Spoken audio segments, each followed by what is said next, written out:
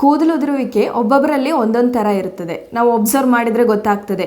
ನಮ್ಮಲ್ಲಿ hair fall ಕಂಪ್ಲೇಂಟಿಂದ ಬರುವಂಥ ಎಷ್ಟೋ ಪೇಷಂಟ್ಸಿಗೆ ನಾವು ಬ್ಲಡ್ ಟೆಸ್ಟ್ ಮಾಡಿ ನೋಡಿದ್ದೀವಿ. ಅಂದರೆ ಅವರಲ್ಲಿ ಹಿಮೋಗ್ಲೋಬಿನ್ ಕಡಿಮೆ ಇರುತ್ತೆ, ಸಿರಮ್ ಫೆರಿಟಿನ್, ಕ್ಯಾಲ್ಶಿಯಂ. ಸೊ ನೀವು ರೆಗ್ಯುಲರ್ಲಿ ಈ ಒಂದು ಹೆಡ್ ಮಸಾಜ್ ಮಾಡಿದರೆ, ಸ್ಕಾಲ್ಪ್ ಮಸಾಜ್ ಮಾಡಿದರೆ ನಿಮ್ಮ ಸ್ಕಾಲ್ಪಿಗಿರುವಂಥ ಸರ್ಕ್ಯುಲೇಷನ್ ಇಂಪ್ರೂವ್ ಆಗಿ ಹೇರ್ ಫಾಲ್ ಕೂಡ ಕಡಿಮೆ ಆಗ್ತದೆ. ನಮಸ್ತೆ, ನಾನು ಡಾಕ್ಟರ್ ಜಿಸಿಯಾ ಮೇರಿ, ನಿಸರ್ಗ ಹಾಸ್ಪಿಟಲ್ ಸಿರಿಸಿ. ಇವತ್ತಿನ ವಿಡಿಯೋದಲ್ಲಿ ಕೂದಲು ಉದುರುವಿಕೆ ಹೇರ್ ಫಾಲ್ ಬಗ್ಗೆ ಕೆಲವು ಇಂಪಾರ್ಟೆಂಟ್ ಮಾಹಿತಿಗಳನ್ನು ನೀಡ್ತಿದ್ದೀನಿ. ಇತ್ತೀಚೆಗಂತೂ ಎಲ್ಲರಲ್ಲೂ ಕಾಮನ್ ಆಗಿ ಕೂದಲು ಉದುರುವಿಕೆ ಕಂಡು ಬರ್ತಾ ಇದೆ. ಸಣ್ಣ ಮಕ್ಕಳಲ್ಲಿ ಸಹ ಎಟ್ ದ ಏಜ್ ಆಫ್ 18-20 ಎಲ್ಲ ಹೇರ್ ಫಾಲ್ ಆಗಿ ಬಾಲ್ನೆಸ್ ಬಂದು ನಮ್ಮ ಹತ್ರ ಬರ್ತಾ ಇದ್ದಾರೆ ಕಂಪ್ಲೇಂಟ್ಸಿಂದ. ಆ್ಯಂಡ್ ಲೇಡೀಸಲ್ಲಂತೂ ಹೇರ್ ಫಾಲ್ ಶುರುವಾದರೆ ಭಾಳ ಸ್ಟ್ರೆಸ್ ಆಗಿಬಿಡ್ತಾರೆ. ಸೊ ಮಾರ್ಕೆಟಲ್ಲಿರುವಂಥ ಹೇರ್ ಆಯಿಲ್ಸ್ ಆಗಲಿ, ಹೇರ್ ಸ್ಪ್ರೇಸು ಅದೆಲ್ಲ ಯೂಸ್ ಮಾಡಿ ಇನ್ನೂ ಕೂದಲು ಉದುರುವುದು ಜಾಸ್ತಿ ಆಗಿಬಿಡುತ್ತೆ ಅವರಿಗೆ. ಸೊ ನಾವು ಏನು ಮಾಡಬೇಕು ಅಂದರೆ ಮೇಯ್ನಾಗಿ ಇದ್ರದ್ದು ಕಾರಣ ಕಂಡು ಹಿಡಿಬೇಕು. ಸುಮ್ಮನೆ ಈ ಹೇರ್ ಆಯಿಲ್ ಯೂಸ್ ಮಾಡೋದ್ರಿಂದ ಎಲ್ಲ ಬಾಲ್ನೆಸ್ ಅಥವಾ ಹೇರ್ ಫಾಲ್ ನಿಲ್ಲೋದೇ ಇಲ್ಲ. ಸೊ ನಾವು ಅದಕ್ಕಿರುವ ಕಾರಣ ಕಂಡು ಹಿಡಿದು ಕರೆಕ್ಟಾಗಿರುವ ಟ್ರೀಟ್ಮೆಂಟ್ ಕೊಟ್ಟರೆ ಅಷ್ಟೇ ಈ ಹೇರ್ ಫಾಲ್ ಅನ್ನೋದು ಕಡಿಮೆ ಆಗೋದು.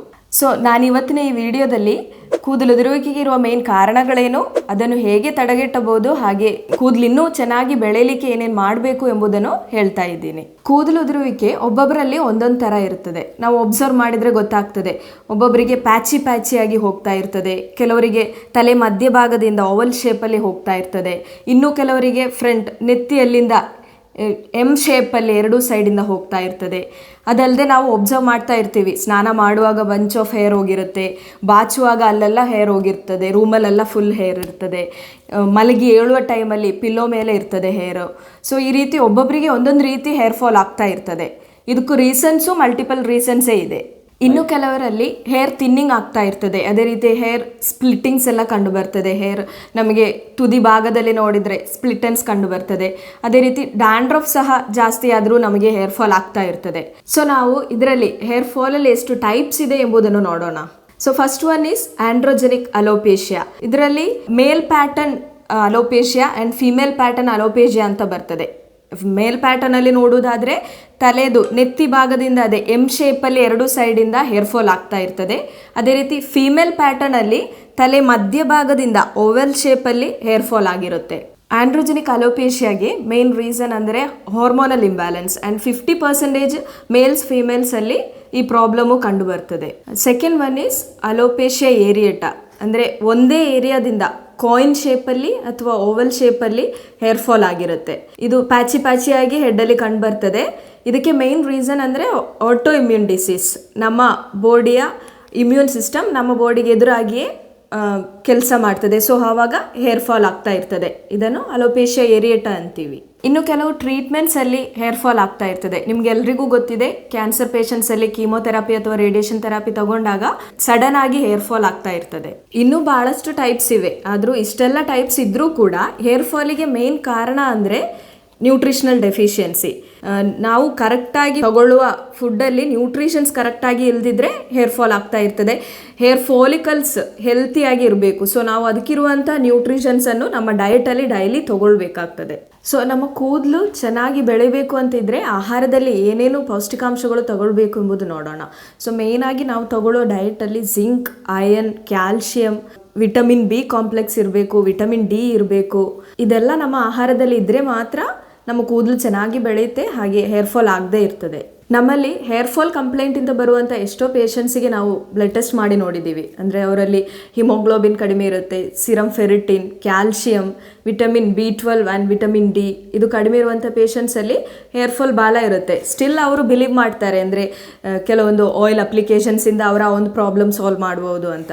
ಆದರೆ ಹಾಗೆ ಅಲ್ಲ, ಮೇಯ್ನಾಗಿರುವ ರೀಸನ್ಸನ್ನೇ ನಾವು ಸಾಲ್ವ್ ಮಾಡಬೇಕು. ಅಂದರೆ ಅವರು ಈಗ ಈ ಒಂದು ಪೌಷ್ಟಿಕಾಂಶಗಳ ಕೊರತೆ ಇರೋದ್ರಿಂದ ಅದಕ್ಕೆ ಬೇಕಾಗಿರುವಂಥ ಫುಡ್ ಆಗಲಿ, ಡಯಟಲ್ಲಿ ಅದೇ ಪೌಷ್ಟಿಕಾಂಶಗಳು ತಗೊಳ್ಳೋದ್ರಿಂದ ಅಥವಾ ಸಪ್ಲಿಮೆಂಟ್ಸ್, ಮೆಡಿಸಿನ್ಸ್ ಸಹ ತಗೊಳ್ಳೋದ್ರಿಂದಾನೇ ಆ ಒಂದು ಪ್ರಾಬ್ಲಮ್ ಸಾಲ್ವ್ ಆಗ್ತದೆ.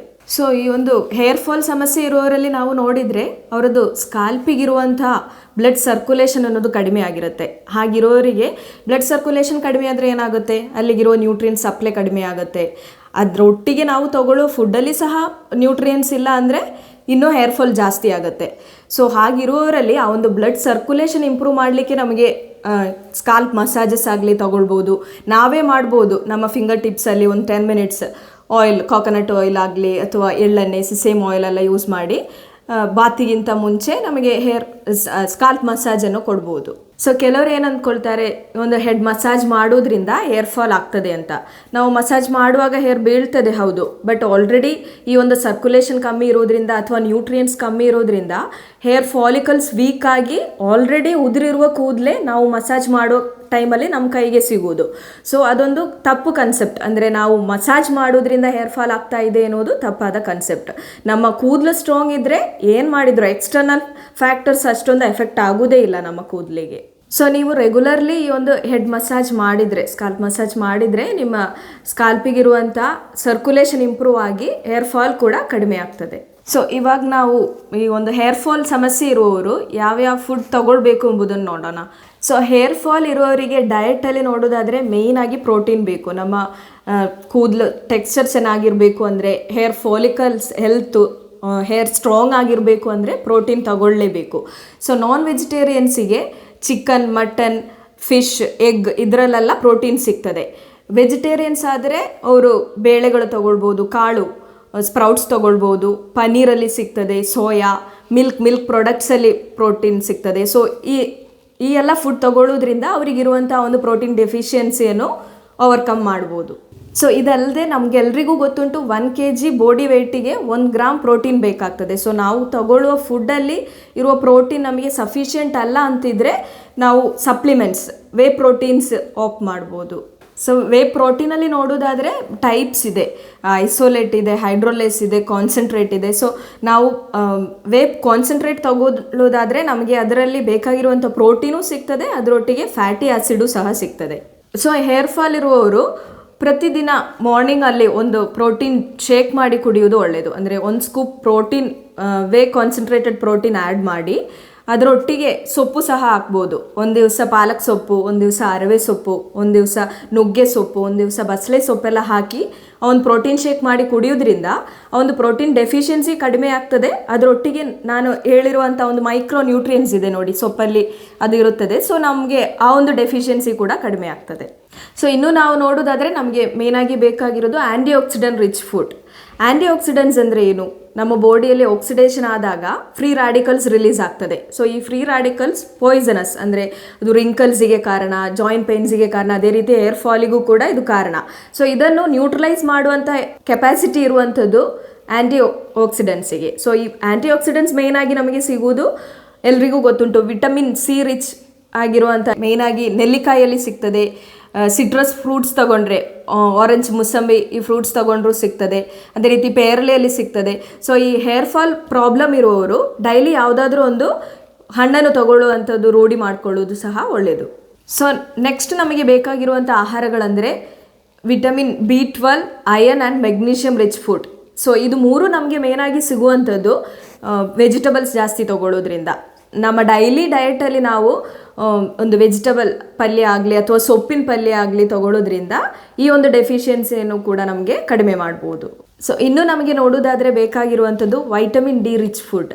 ಸೊ ಎಲ್ರಿಗೂ ಗೊತ್ತುಂಟು ವೈಟಮಿನ್ ಡಿದು ರಿಚ್ ಸೋರ್ಸ್ ಅಂದರೆ ಸನ್ಲೈಟ್.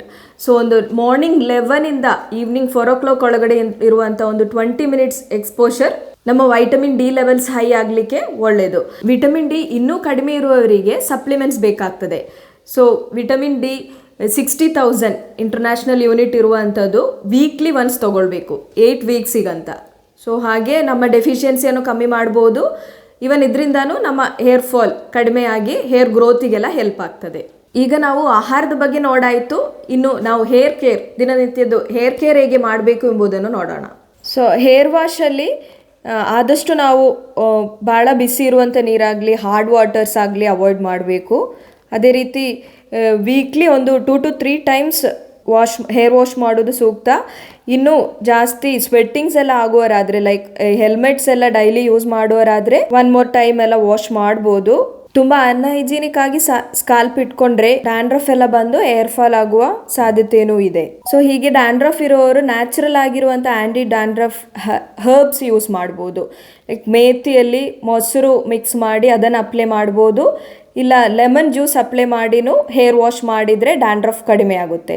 ಇನ್ನು ಯೂಸೇಜ್ ಆಫ್ ಶಾಂಪು, ಆದಷ್ಟು ಶಾಂಪು ಅವಾಯ್ಡ್ ಮಾಡೋದೇ ಒಳ್ಳೆಯದು. ಅದರ ಬದಲಾಗಿ ನೆಲ್ಲಿಕಾಯಿ ಅಥವಾ ಶೀಗೆಕಾಯಿ ಪೌಡರ್ಸನ್ನು ಯೂಸ್ ಮಾಡ್ಬೋದು. ಇನ್ನು ಡ್ಯಾಂಡ್ರಫ್ಸ್ ಎಲ್ಲ ಭಾಳ ಇರುವವರಾದರೆ ಮೈಲ್ಡ್ ಶಾಂಪೂಸನ್ನು ನೋಡಿ ಯೂಸ್ ಮಾಡ್ಬೋದು. ಸೊ ನಾನು ಈ ವಿಡಿಯೋದಲ್ಲಿ ಹೇಳಿರೋ ಟಿಪ್ಸ್ಗಳನ್ನು ಮನೇಲಿ ಟ್ರೈ ಮಾಡಿ ಅಂತ ಹೇಳ್ತಾ ಧನ್ಯವಾದಗಳು.